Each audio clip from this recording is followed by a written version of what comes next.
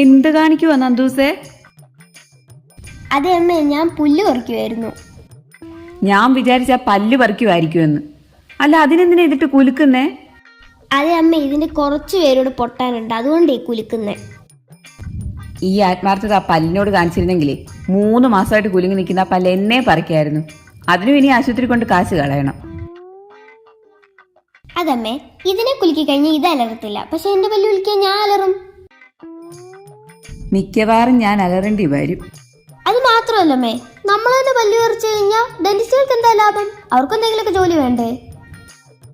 ഇതെനിക്കൊരു ജോലിയാകും. എന്തെങ്കിലും കാണിക്ക്. എന്തോ അമ്മ ഇത്ര ആലോചിക്കുന്നത്? എങ്ങനെ ചെടിക്ക് വെള്ളം ഒഴിക്കാന്നാ?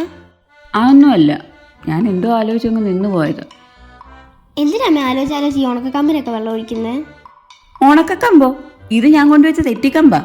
ഇതോ തെറ്റിക്കമ്പോ? ആ, ഒരു മിനിറ്റ്, ഇപ്പൊ കാണിച്ചു തരാവേ. അയ്യോ,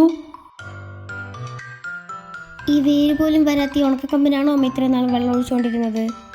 വെറുതെ അല്ലേ ടാങ്കിലെ വെള്ളം നിൽക്കാത്തത്. ഈ കാണുന്ന പോച്ചയ്ക്കും ഉണക്കക്കമ്പിനും ഒക്കെ അല്ലേ അമ്മ വെള്ളം ഒഴിക്കുന്നത്.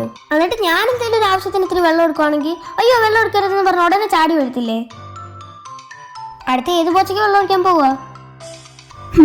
എന്തോ ചെയ്താലും കുറ്റമോ? ദൈവമേ, ഇതെന്ത് ജന്മം!